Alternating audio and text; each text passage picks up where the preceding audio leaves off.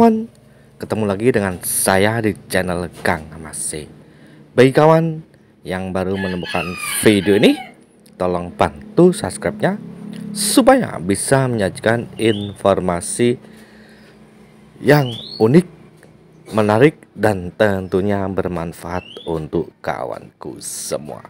Di video kali ini, Kang masih akan ajak kawanku semua melihat proses pembuatan keripik tempe yang ada di Kecamatan Karangjati, tepatnya perusahaan tempe keripik Mentari. Seperti apa dan bagaimana? Yuk simak dan ikuti video saya ini, semoga bermanfaat untuk kawanku semua. Selamat menyaksikan. 10, 9, 8, 7, 6, 5, 4, 3, 2, 1. Indonesia merupakan negara produsen tempe terbesar di dunia dan menjadi pasar kedelai terbesar di Asia. Berdasarkan data statistik yang dikeluarkan oleh BPS, produksi kedelai di Indonesia pada tahun-tahun ini mencapai 1963,183 ton. Angka tersebut mengalami kenaikan dari 5 tahun sebelumnya. Kedelai merupakan sumber protein nabati paling populer bagi masyarakat Indonesia pada umumnya. Konsumsi setiap harinya dalam bentuk tempe dan tahu yang merupakan lauk pauk yang sudah melegenda di masyarakat Indonesia. Bentuk lain produk kedelai adalah seperti kecap, tauco, susu kedelai, dan lain sebagainya. Produk ini dikonsumsi oleh sebagian besar masyarakat kita. Konsumsi tempe rata-rata per orang per tahun di Indonesia sebesar 6,95 ribu kilogram dan tahu sebesar 7.068 kilogram.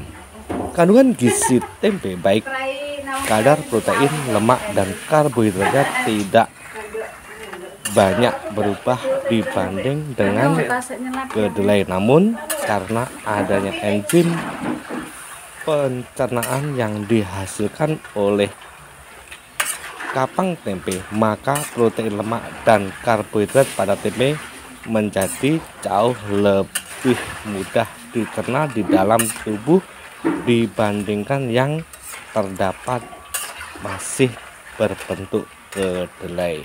Karena kandungan gizi yang tinggi dan memiliki manfaat baik bagi tubuh serta harganya yang terjangkau, membuat tempe telah dikonsumsi oleh seluruh kalangan masyarakat Indonesia. Pada umumnya, masyarakat Indonesia mengonsumsi tempe sebagai lauk pauk pendamping nasi. Namun dalam perkembangannya, tempe diolah dan disajikan sebagai aneka panganan siap saji yang diproses dan dijual dalam kemasan. Salah satu contoh adalah keripik tempe seperti ini, yang kini banyak sekali dapat kita temukan di toko baik swalayan ataupun pasar-pasar tradisional. Keripik tempe dibuat untuk menambah nilai ekonomis dari tempe dan mempertahankan masa simpannya, serta sebagai salah satu bentuk diversifikasi, sehingga keripik tempe merupakan olahan makanan ringan yang berbahan dasar tempe. Jenis makanan ringan ini sangat digemari kebanyakan masyarakat di Indonesia. Di berbagai daerah di Indonesia bahkan menjadikan keripik tempe ini sebagai oleh-oleh atau buah tangan khas dari daerah tertentu. Salah satunya dari Kabupaten Ngawi, khususnya Kecamatan Karangjati, seperti produk si keripik tempe mentari ini. Selama ini banyak keripik tempe yang beredar di pasaran, terutama di toko oleh-oleh, tidak menyantumkan masa kadaluarsa. Namun di keripik tempe mentari dicantumkan masa kadaluarsa. Padahal hal ini sangat penting bagi konsumen agar dapat mengetahui kapan produksi tersebut mengalami penurunan mutu dan sudah tidak layak untuk dikonsumsi. Produk yang disimpan terlalu lama dapat menyebabkan terjadinya penurunan beberapa mutu sehingga dapat menurunkan umur simpan produk. Sifat-sifat ini yang menjadi indikasi penurunan mutu suatu produk yang digoreng seperti keripik. Biasanya terdapat pada bentuk atau teksturnya, juga karena bisa merubah rasa. Selain itu, sifat-sifat sensoris tersebut merupakan kerusakan pada produk keripik juga dapat disebabkan oleh ketengian akibat terjadinya oksidasi lemak.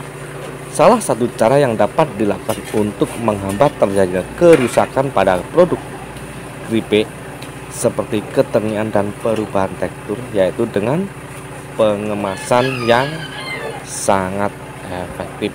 Pada praktek industri pangan modern, pengemasan merupakan faktor penting dalam upaya meminimalkan atau mengendalikan proses penurunan mutu suatu produk pangannya. Pengemasan mempunyai peranan sangat penting dalam melindungi produknya yang dikemas. Karena itu, pemilihan bahan pengemas yang tepat serta proses pengemasan yang baik sangat penting untuk menentukan masa kadaluarsa suatu produk pangan yang dikemas. Bahan kemasan yang sangat bagus paling banyak digunakan untuk mengemas adalah berbentuk plastik, karena harganya yang relatif terjangkau dan memiliki sifat yang ringan serta fleksibel sehingga memudahkan proses pengemasan. Kemasan plastik memiliki banyak jenis dan dapat disesuaikan dengan jenis produk yang akan dikemas. Masing-masing jenis plastik pun mempunyai fungsi serta kelebihan dan kekurangannya tersendiri. Sifat terpenting bahan kemasan yang digunakan meliputi pengepresan dan menghilangkan gas serta uap air serta pengeringan ketika suatu produk akan dikemas. Berbagai perkembangannya industri pangan skala usaha kecil menengah seperti keripik tempe mentara ini dipandang perlu untuk mengembangkan penentuan umur simpan suatu produk sebagai bentuk jaminan keamanan pangan. Penentuan umur simpan di tingkat industri pangan skala usaha kecil menengah seringkali terkendala oleh faktor biaya, waktu proses, fasilitas, dan kurangnya pengetahuan produsen pangan. Oke kawan, itulah sedikit informasi tentang keripik tempe. Semoga bermanfaat untuk kawanku semua. Jumpa lagi di video dan informasi-informasi selanjutnya dari saya. Bye-bye.